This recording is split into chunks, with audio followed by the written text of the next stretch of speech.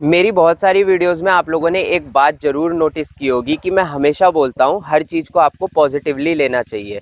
अगर आप लोगों के साथ कोई गलत चीज़ भी हो रही है तो उसको भी आप पॉजिटिव लिया करो, क्या पता उस गलत चीज़ में भी आपके लिए कुछ अच्छा छुपा हो। अभी जैसा कि हम लोगों को पता है कि रेलवे ग्रुप डी एग्ज़ाम पर एक कोर्ट केस चल रहा है, जिसके चलते बहुत सारी यूट्यूब वीडियोज़ आप लोगों ने देखी होगी जिसमें बताया जा रहा है रेलवे ग्रुप डी की भर्ती प्रोसेस लंबी अटकने वाली है। मैंने खुद भी बहुत सारी वीडियोज़ देखी है, कुछ वीडियोज़ में तो ये बताया जा रहा है कि अब रेलवे ग्रुप डी का जो एग्ज़ाम होगा वो 2027 में जाकर होगा, और कुछ में तो ये बताया जा रहा है कि पूरी की पूरी भर्ती ही कैंसिल हो जाएगी।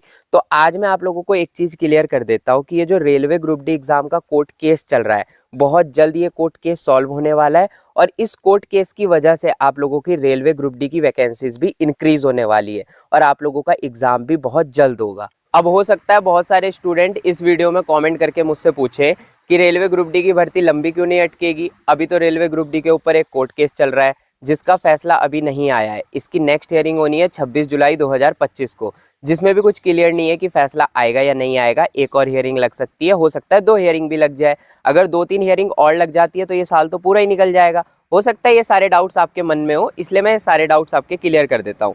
मैक्सिमम चांसेस है कि जुलाई 25 या 26 को जो हियरिंग होगी उस हियरिंग में इसका फैसला आ जाएगा। अब मैं ये नहीं कह रहा हूँ कि ये फैसला आईटीआई वाले के पक्ष में जाएगा या फिर नॉर्मल स्टूडेंट्स के पक्ष में जाएगा, मैं बस ये कह रहा हूँ मैक्सिमम चांसेस है कि नेक्स्ट हियरिंग में इसका फैसला आ जाएगा।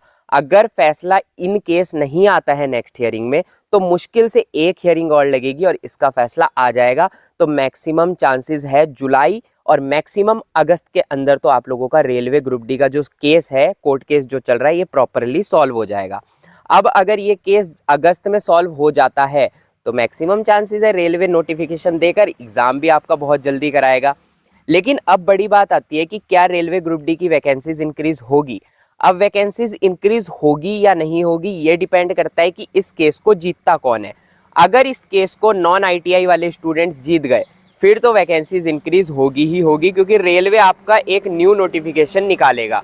अब उस न्यू नोटिफिकेशन में रेलवे आपकी वैकेंसीज को रिवाइज जरूर करेगा। देखिए हर बार हुआ है कि रेलवे ग्रुप डी में जब भी वैकेंसीज आई है भरपूर भर भर के वैकेंसीज आई है, लेकिन इस बार वैकेंसीज काफ़ी कम है। लेकिन इस चीज़ को लेकर आपको डिमोटिवेट नहीं होना है, क्योंकि वैकेंसीज कम तो एएलपी में भी आई थी, टेक्नीशियन में भी आई थी, बाद में जाकर वैकेंसीज इंक्रीज की गई, और यही चांसेस यहाँ रेलवे ग्रुप डी पे भी बनेंगे। आप देख लीजिएगा वैकेंसीज आपकी इंक्रीज होगी। अब हो सकता है बहुत सारे स्टूडेंट मुझे कमेंट करके पूछे कि वैकेंसीज कितनी इंक्रीज होगी, तो मैंने ना खुद भी बहुत सारी यूट्यूब वीडियोस में ये देखा है कि लोग बता रहे हैं कि रेलवे ग्रुप डी की जब वैकेंसीज इंक्रीज होगी तो वो 1 लाख हो जाएगी, 80,000 हो जाएगी।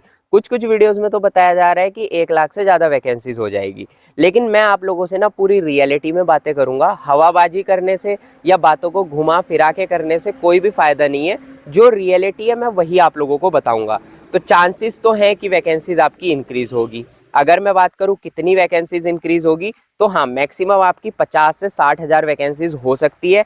लेकिन अगर आप उम्मीद कर रहे हो कि 70,000, 80,000, 90,000 वैकेंसीज हो जाए तो इसके पॉसिबिलिटी काफ़ी कम है। मैंने ये नहीं बोला कि ये नामुमकिन है, हो नहीं सकती।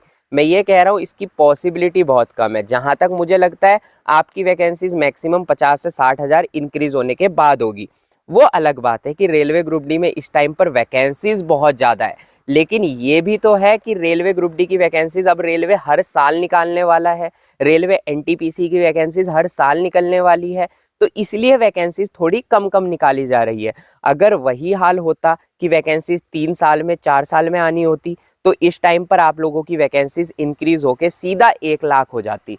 पर क्योंकि वैकेंसीज हर साल आनी है तो वैकेंसीज तो मुझे लगता है इंक्रीज होगी, लेकिन 50 से 60,000 हो सकती। इसीलिए तो मैं आप लोगों को कहता हूँ कि हर चीज़ को पॉजिटिवली लिया करो। अगर railway group D exam court case की वजह से ना अटकता तो शायद वैकेंसीज रिवाइज ना होती, और वैकेंसीज रिवाइज ना होती तो शायद वैकेंसीज इंक्रीज भी ना होती।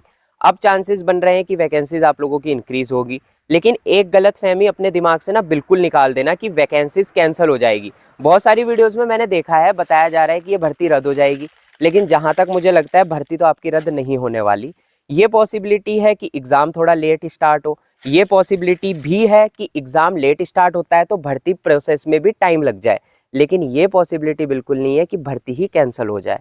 तो भर्ती आपकी कैंसिल नहीं होगी, ज़्यादा से ज़्यादा आपका नोटिफिकेशन रिवाइज होगा, वैकेंसीज को इंक्रीज कराकर आपका एग्जाम कराया जाएगा। बाकी आप लोग तैयारी करते रहो, हम मिलते हैं अपनी नेक्स्ट वीडियो में, तब तक के लिए बाय।